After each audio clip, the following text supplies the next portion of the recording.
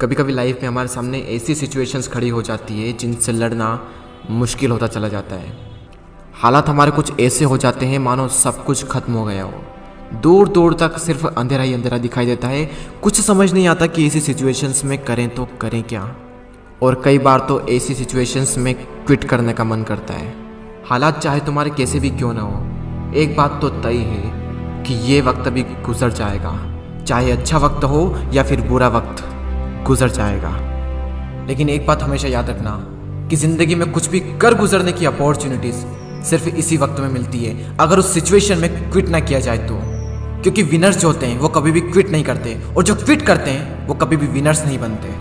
आप क्या चाहते हैं, एक एवरेज लाइफ या फिर एक स्टैंडर्ड लाइफ? जब आप सड़क पर निकलो तो लोग आपको इग्नोर करें, या फिर जब आप सड़क पर निकलो तो हर इंसान की नज़र आप पर हो? क्या चाहते हैं आप? लोग आपसे ये कहें कि इंसान कुछ नहीं कर सकता, या फिर ये कहें कि ये बंदा कुछ ना कुछ करके दिखाएगा, ये बंदा कुछ चेंजेस ला के दिखाएगा। लेकिन कैसे करेगा? क्विट करके। मर जाना, लेकिन क्विट मत करना। चाहे परिस्थिति कितनी भी विपरीत क्यों ना हो, कभी भी क्विट मत करना। आपका समय आज बुरा है, कल और बुरा होगा, लेकिन परसों आपकी जीत होगी। लेकिन सिर्फ शर्त इतनी सी है कि आप उस सिचुएशन में टिके रहो और क्विट ना करो। ये प्रकृति चाहती है कि हम इन परिस्थितियों से लड़ें, संघर्ष करें, ताकि हम और मजबूत बन सकें।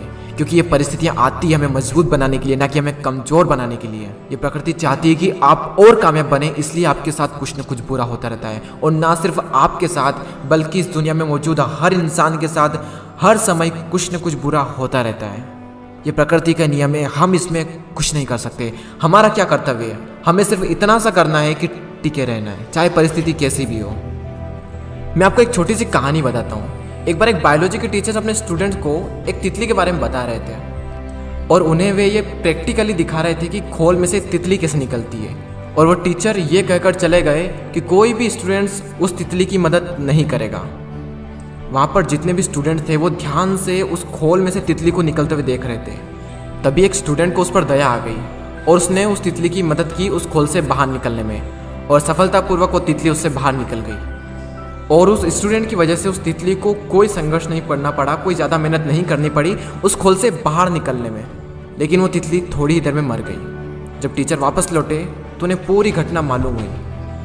तब उन्होंने अपने स्टूडेंट को बताया कि वो तितली जब संघर्ष करती है तो उससे उसके पंखों को मजबूती मिलती है। यही प्रकृति का नियम है। उस तितली की मदद करके उस स्टूडेंट ने उस तितली को संघर्ष करने का मौका नहीं दिया, और यही परिणाम हुआ कि वो तितली मर गई।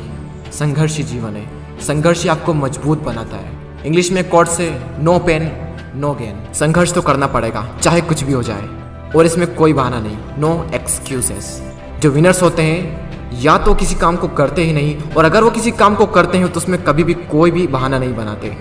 और जो लूजर्स होते हैं वो किसी भी काम को करेंगे तो हर किसी में बहाना बना देंगे। अगर वो चाहें तो बहाना बनाने पर पूरी एक बुक लिख सकते हैं। मेरी तो किस्मत ही खराब है, मेरे साथ ही ऐसा क्यों होता है, मेरी एज बहुत कम है, मेरी हाइट बहुत कम है, मैं काला हूँ, मैं सुंदर नहीं हूँ, लोग मुझे पसंद नहीं करते, मैं ज़्यादा पढ़ा लिखा नहीं हूँ, मेरे पास टाइम नहीं है, मेरी आवाज़ अच्छी नहीं है, मेरे पास ये नहीं है, मेरे पास वो नहीं है, काश ऐसा होता, काश वैसा होता। देखो, जो जैसा है वो वैसा है। ना तो आज तक कुछ बदला है और ना ही कभी कुछ बदलने वाला है, तब तक जब तक कि आप अपने आप को नहीं बदल लेते।